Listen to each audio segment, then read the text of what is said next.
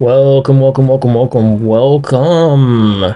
theater family, back to center stage.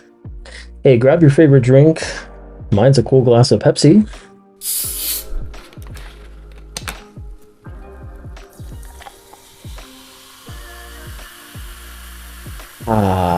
Listen to that fizz. And settle into your spot on the couch. Because today we're going to talk about one of the most fascinating, heart-tugging what-if stories in recent musical theater history. Today we are diving into a show that proves your I Want song doesn't come with an expiration date.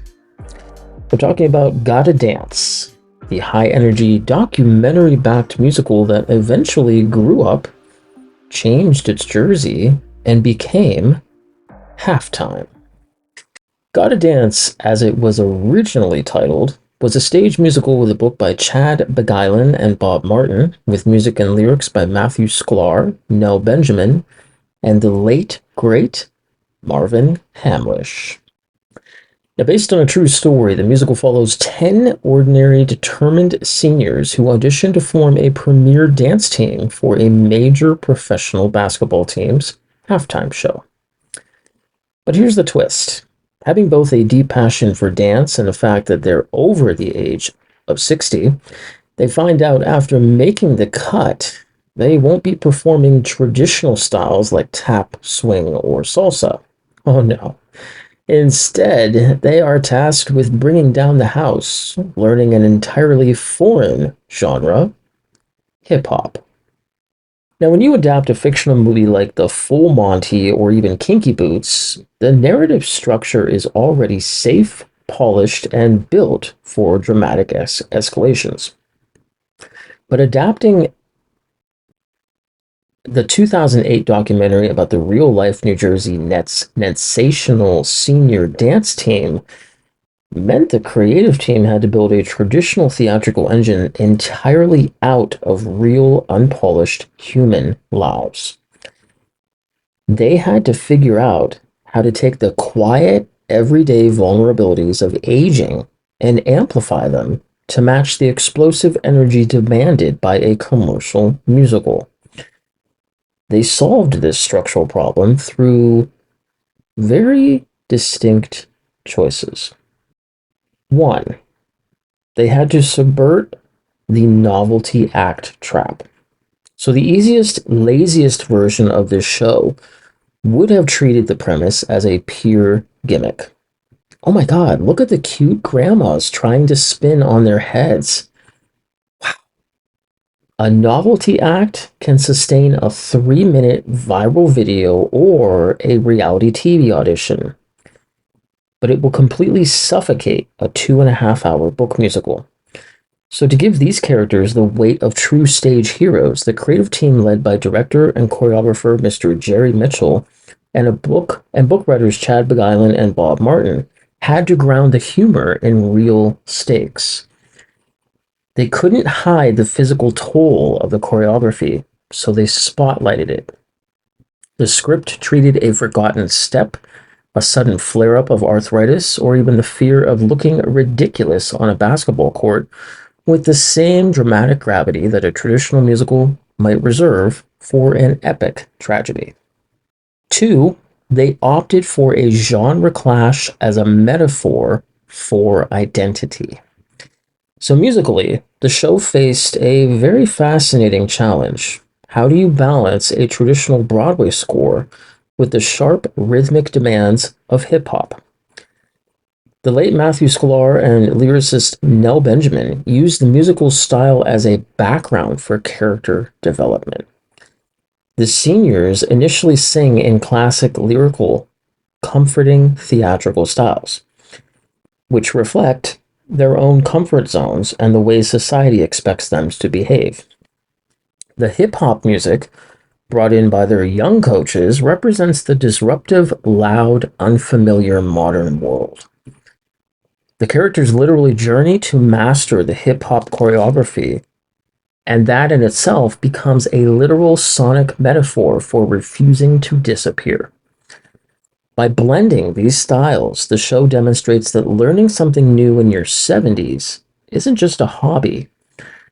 It's an act of radical defiance against a culture that prefers older people to remain quiet and invisible. And 3, they elevated the ensemble to hero status. So in most commercial musicals, the ensemble supports a singular exceptional protagonist. So think The Phantom of the Opera or even Hamilton.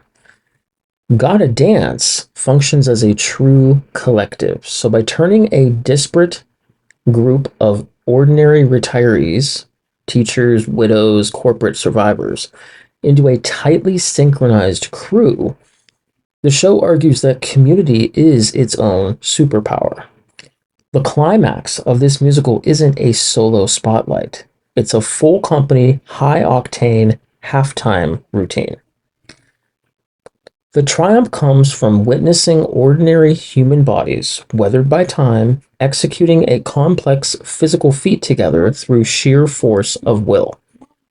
Ultimately, Gotta Dance is a fascinating case study because it dared to look for epic heroism in the least likely place, the local community center. It also proved that you don't need a cape, a crown, or a historical status to be the larger than life on a Broadway stage. Sometimes the most heroic thing a person can do is simply lace up their sneakers, step out onto the court, and refuse to let the clock run out. Now, usually, a musical theater adaptation begins with a script or a fictional narrative. But because producer Dory Bernstein wore both hats, one as the director of the original 2008 documentary and one as a veteran Broadway producer, she possessed a rare dual vision. Because she wasn't just capturing reality on film, she was actively scouting real life for theatrical structure. By treating the filming of the documentary as a developmental lab, Berenstein bypassed the traditional vacuum-sealed workshop phase and built a musical grounded in verified human behavior. Now, in a traditional development reading, actors stand at music stands and writers guess how a character might react to a certain obstacle. Well, Bernstein didn't have to guess. She had hundreds of hours of raw, unvarnished footage documenting exactly how a 70-year-old body responds to rigorous hip-hop choreography, how a group of strangers from completely different generations form a surrogate family, and how real panic looks right before stepping onto a massive arena floor. So the documentary provided the writers with a ready-made psychological blueprint. And when Bob Martin and Chad Beguilin sat down to write the book, they didn't have to manufacture artificial plot points. They just had to look at the footage and translate real human resilience, humor, and physical exhaustion into theatrical dialogue. But perhaps the most poignant and fascinating layer of the show's musical DNA is the inclusion of additional music by the legendary Marvin Hamlisch. Gotta Dance turned out to be Hamlisch's final musical theater project before his passing in 2012. There is a profound poetic symmetry to his involvement. Hamlisch co-created A Chorus Line, the definitive musical about the grueling, heartbreaking lives of young, elite ensemble dancers. Well, decades later, his final notes were dedicated to Gotta Dance, which is a musical about the grueling, heartbreaking, and triumphant lives of aging ensemble dancers. His musical contribution anchored the show to the grand tradition of the classic American backstage musical, ensuring that even as the characters were popping and locking to contemporary hip-hop beats, the soul of this show remained tied to a timeless theatrical love letter to the act of performance itself. Now, when a show undergoes a title change, because its regional tryout and its next major mounting, it's usually a sign that the creative team discovered something deeper in the room than what was originally on the page. In Chicago, they realized they hadn't just built a high-energy dance spectacle. They had literally tapped into a poignant, universally relatable meditation on time, aging, and human value. So by shifting the title to Halftime, they unlocked a brilliant, multi layered metaphor that completely reframed the audience's emotional journey. But let's talk about the literal versus the existential. So, Gotta Dance was a literal description of an action. It answered the question, what are these characters doing? Well, obviously, they're dancing.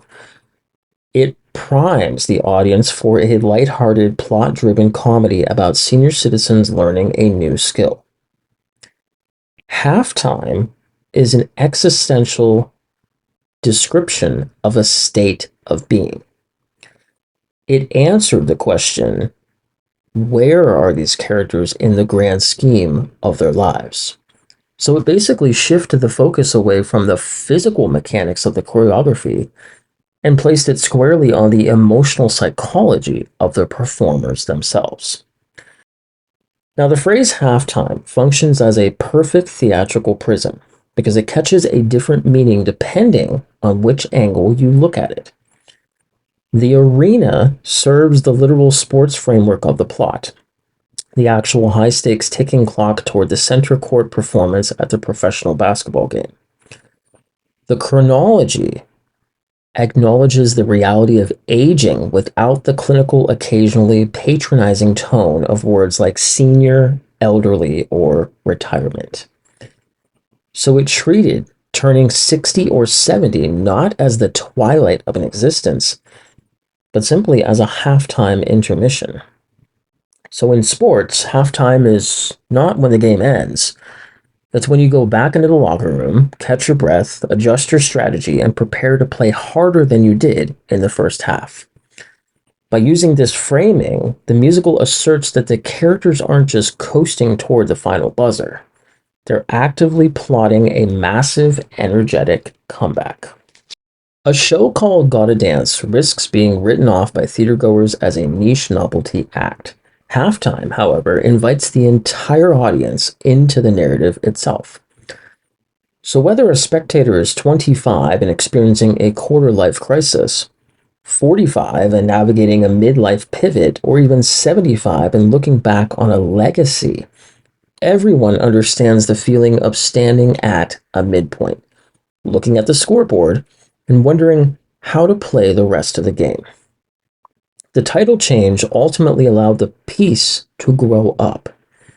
It took a charming human interest story about a hip hop dance team and elevated it into a triumphant universal anthem about resilience, proving that no matter what the score looks like at the intermission, the game is far from over.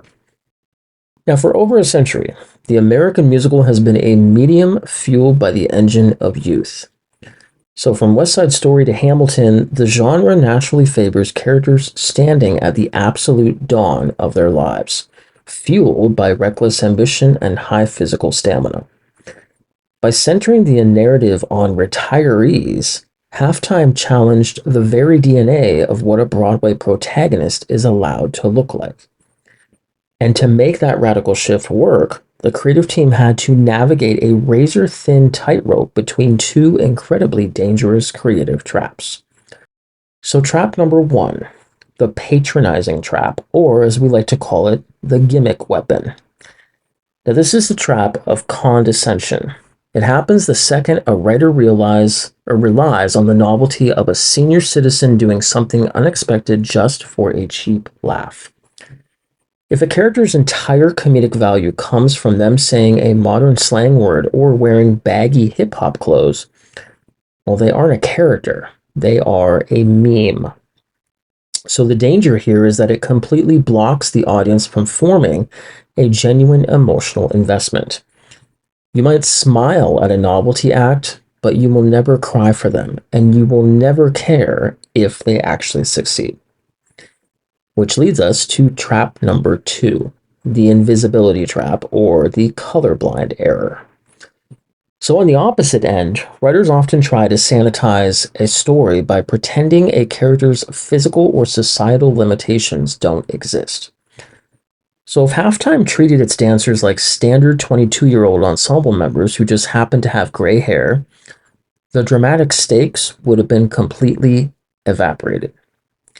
The danger here is that erasing the reality of aging means erasing the heroism of their triumph. So the audience needs to see that a hip hop pop and lock routine actually hurts a 75-year-old's knees. But if you ignore that physical toll, guess what? You ignore the bravery that it took to overcome it. So, to survive the Chicago tryout and earn the critical praise that kept the show moving forward, the creative team had to find a way to generate comedy within the characters rather than at their characters' expense.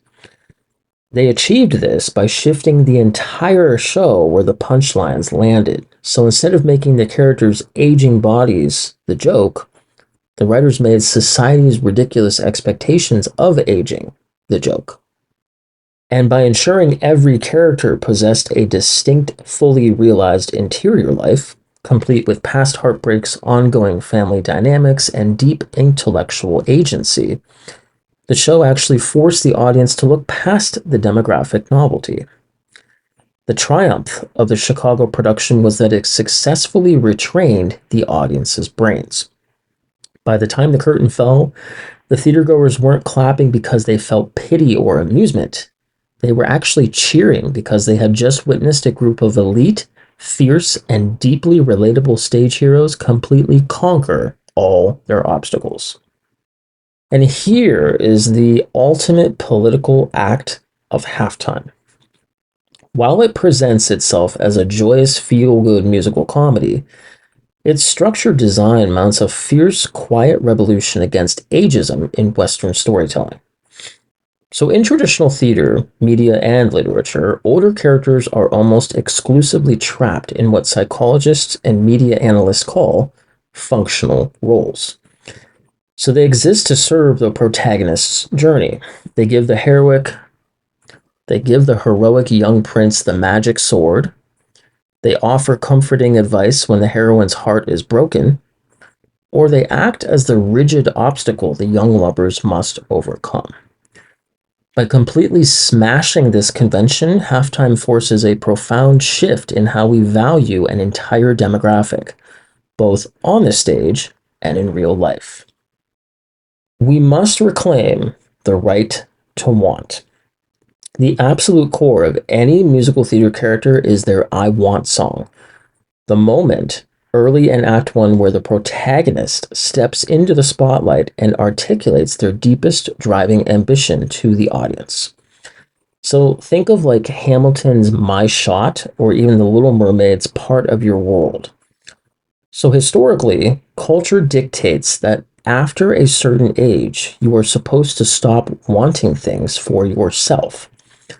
You're expected to pivot entirely to wanting things for your children, your grandchildren, or your community. Well, Halftime does something radical because it gives the I Want songs back to the retirees. The characters are allowed to be hungry. They want validation. They want artistic fulfillment. They want physical expression. And they want to feel the electric shock of adrenaline that comes with a high-stakes performance. They aren't passing the torch to the next generation. They're actually holding on to it tightly and using it to light up the stage. So then we must then overturn the narrative fade out. So modern society often treats aging like a slow cinematic fade out. Once a person retires or steps away from the conventional workforce, the cultural script implies that their main plotline has concluded, and they are now living in the epilogue. Well, Halftime asserts that turning 70 isn't the epilogue, it's just a massive plot twist. So by placing the narrative lens on a group of seniors taking a terrifying professional and physical risk, the musical argues that growth, reinvention, and personal evolution have no expiration date. So the dramatic tension doesn't lessen because the characters are older. If anything, it intensifies because they acutely understand the value of the time they have left. We must also give older performers their flowers.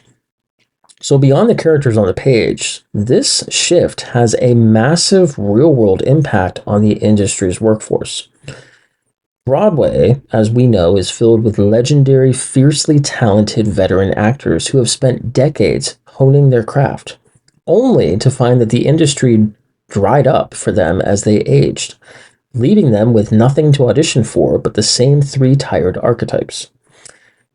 Well, Halftime served as a magnificent high octane showcase for theater royalty.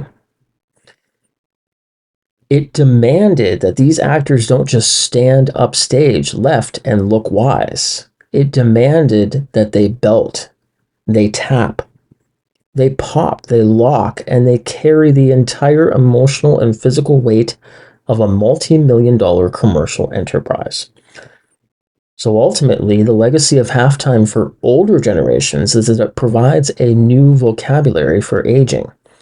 It tells a culture obsessed with the new and the young that a life with more birthdays is a life with more story to tell.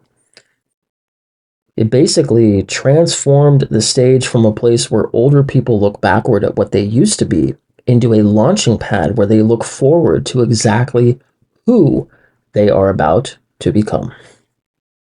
So, by insisting that senior citizens deserve the same narrative real estate as teenagers, historical monarchs, or star-crossed lovers, Halftime acts as an essential catalyst for the future of the medium. When you look back at the golden age of Broadway, the default protagonist archetype was rigid. Stories were built around characters who were young, conventionally beautiful, and actively climbing the socioeconomic ladder. They had their whole lives ahead of them, making their potential the engine of the plot. But theatergoers in the 21st century, well, they're demonstrating a massive appetite for a more expansive definition of whose stories are worth a $150 ticket. The contemporary musical theater landscape has made incredible strides in shattering old casting and writing defaults.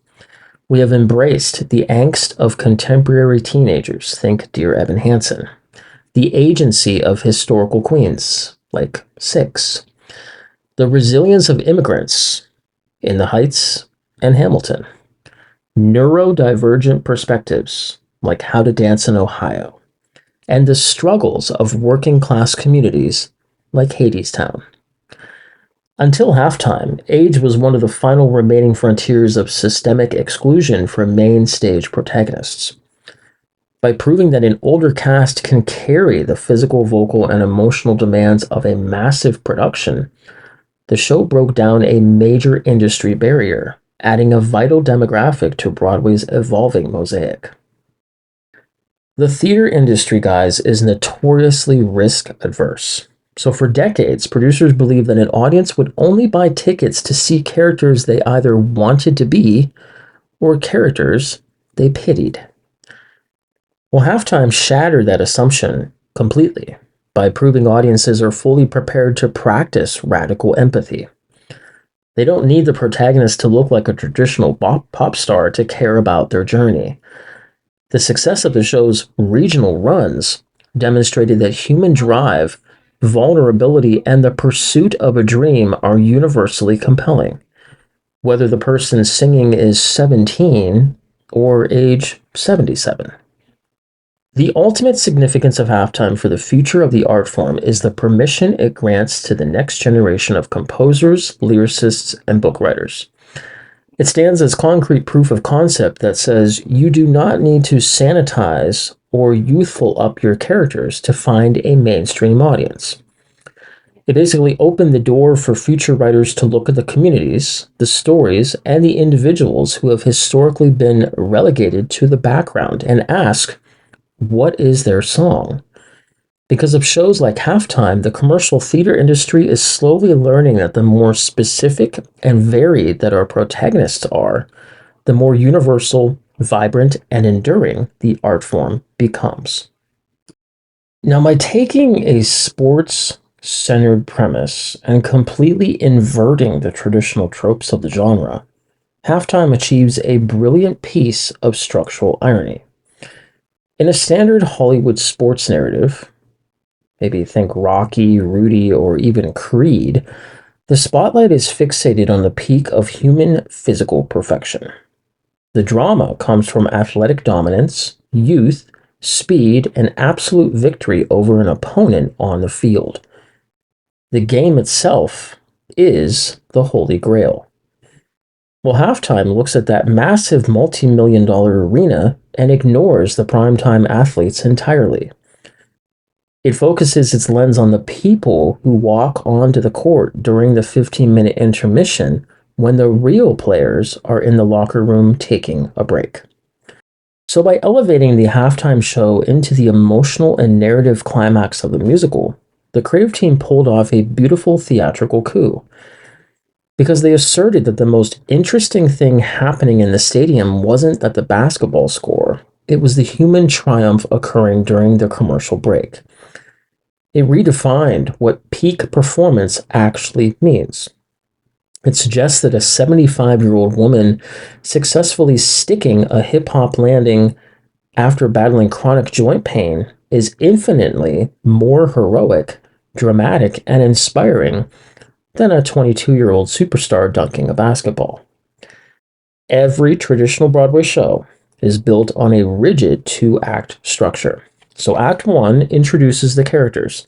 It sets up the conflicts, it establishes the world, and it usually ends on a massive cliffhanger or a massive crisis. The intermission, or halftime, is where the house lights come up. The action pauses, the audience catches their breath and prepares for what's next. Then Act 2, where the curtain rises again. The characters take everything they learned from their failures in the first act, and they now use it to drive toward a resolution. Well, by branding the show Halftime, the musical delivers a beautiful, comforting message directly to the older generation in the audience. You're not standing at the end of the show watching the credits roll. You are just standing in the lobby during intermission. So here's Broadway's anthem of hope. In a contemporary culture that is utterly obsessed with youth, longevity serums, anti-aging fillers, and fast-paced technology shifts, aging is frequently marketed as a terrifying descent into irrelevance. It is treated as a narrative conclusion. Halftime stands as one of the most radically hopeful pieces of art to hit the stage in recent years because it dares to treat aging as a narrative continuation. It reframes the wrinkles, the joint pain, the heartbreaks, and the accumulated decades of life experience not as baggage, but as the essential preparation needed to absolutely crush the second half of the game. It proves that as long as you are willing to keep learning, keep risking, and keep dancing, the final buzzer is a long, long way off. Now, the Bank of America Theater run in Chicago was the crucible that transformed Gotta Dance from a high-concept novelty into a deeply resonant theatrical manifesto.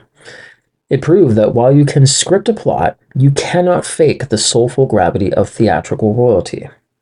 The true triumph of the Chicago production was its refusal to let its legendary cast fade into the background. Placing Andra Day Shields, Georgia Engel, Lillias White, and Stephanie Powers on the stage wasn't just a casting coup, it was an act of artistic justice. Critics and audiences immediately recognized that they weren't watching characters trying their best. They were watching masters of the craft deploying decades of seasoned stage economy, vocal power, and above all else, comedic timing. The show ceased to be about senior citizens learning to dance and became a celebration of veteran excellence demanding its rightful spotlight. Now, the production successfully locked into a precise emotional frequency by balancing three distinct elements that kept audiences hooked. The immediate, high-contrast visual comedy of traditional musical theater legends trading their tap shoes for hip-hop high tops. subverting expectations by shifting from lighthearted rehearsals to raw, vulnerable explorations of loneliness, physical morality, and the fear of social erasure. Avoiding an us versus them dynamic by creating a genuine reciprocal dialogue between the young hip hop coaches and their senior dancers. So both generations were forced to drop their stereotypes and learn from each other. So ultimately, Chicago was the birthplace of a philosophy. It's where the creators looked at the audience's ecstatic responses and realized that Gotta Dance was too small a title for what was actually happening in the theater. So by using the intermission of a basketball game to mirror the intermission of a human life, the Chicago run laid the exact groundwork for halftime. It proved to the commercial theater industry that audiences don't lose empathy as their protagonists gain birthdays. It answered its own radical question with a resounding roar from the balcony. Yes, the second half of life is absolutely worthy of a standing ovation. Now, if Chicago was the chaotic laboratory where the raw materials were discovered, then the 2018 Paper Mill Playhouse production was the sophisticated gallery where halftime finally found its frame. By the time the production reached New Jersey, it was no longer trying to prove a high-concept gimmick. It was actually executing a mature, confident artistic thesis. The 3 years of intense restructuring between Chicago and Paper Mill fundamentally altered the show's DNA. The shift from Gotta Dance to halftime wasn't a surface-level marketing tweak. It was a psychological overhaul. The creative team actually stripped away the lingering traces of the dancing grandma caricature. So instead of asking the audience to marvel at what the characters were physically doing, Paper Mill forced the audience to look at why they were doing it. So the narrative engine pivoted from a lighthearted fish-out-of-water comedy into an active battle against societal erasure, ageism, and internal self-doubt. Now, reassembling the formidable lineup of veteran artists, including Georgia Engel, Lilius White, and Andre de Shields, created a profound meta-theatrical layer that few regional productions ever achieve. Because these legendary performers were reprising their roles after years of developmental limbo, the casting itself became the text. They weren't just playing characters fighting for visibility. They were industry titans center stage at one of the country's most prestigious regional houses, demonstrating that with every belted note and sharp step, exactly why the American theater cannot afford to sideline its veterans. Now, Paper Mill's highly respected status as a Broadway launching pad meant that the production was scrutinized under the harshest industry lights. This exposure revealed the show's ultimate artistic paradox. The atmosphere in the auditorium was electric with radical empathy and joy. Audiences didn't just applaud the performers, they felt a deep, protective affection for each one of them. And the critics astutely pointed out that while the show was an unmatched feel-good celebration of human resilience, the narrative scaffold underneath remained somewhat formulaic. The team was still wrestling with how to stretch an inspirational documentary style story into a complex, high-stakes Broadway dramatic engine without introducing artificial, unearned conflict. Now, even though the stars didn't ultimately align for a Broadway marquee, the Paper Mill Playhouse run remained a historical milestone because it proved that a commercial musical could comfortably asset map an entire evening around performers in their 60s, 70s, and 80s without resorting to the safe standard tropes of comic relief or wise mentorship. Paper Mill was the moment halftime solidified its most radical, beautiful statement. Your I Want song doesn't have an expiration date, and the second half of life is fully capable of holding a Broadway-sized stage. And that is the beautiful, bittersweet irony of halftime. The musical itself was about a group of people refusing to let a risk-averse culture tell them that their game was over. For decades, commercial theater has told us that only the teenagers, the young dreamers, and the upworldly mobile romantics are worthy of the spotlight. Halftime took a 15-minute sports intermission, a moment normally reserved for a bathroom break or a snack run, and turned it into the main event. Reminded us that the wrinkles, the heartbreaks, and the decades of life experience aren't baggage. They're just the essential preparation you need to absolutely crush the second act. Now, to the legendary cast who gave the show its heartbeat, thank you for standing center stage and reminding us exactly why veteran artists remain completely vital to this art form. So, what's the takeaway for us? Well, if you're standing at a midpoint in your own life, looking at the scoreboard and wondering if it's too late to try something terrifying and new, well, just remember that you aren't watching the credits roll. You're just standing in the lobby during intermission. The curtain is about to rise on Act 2, so don't let the clock run out.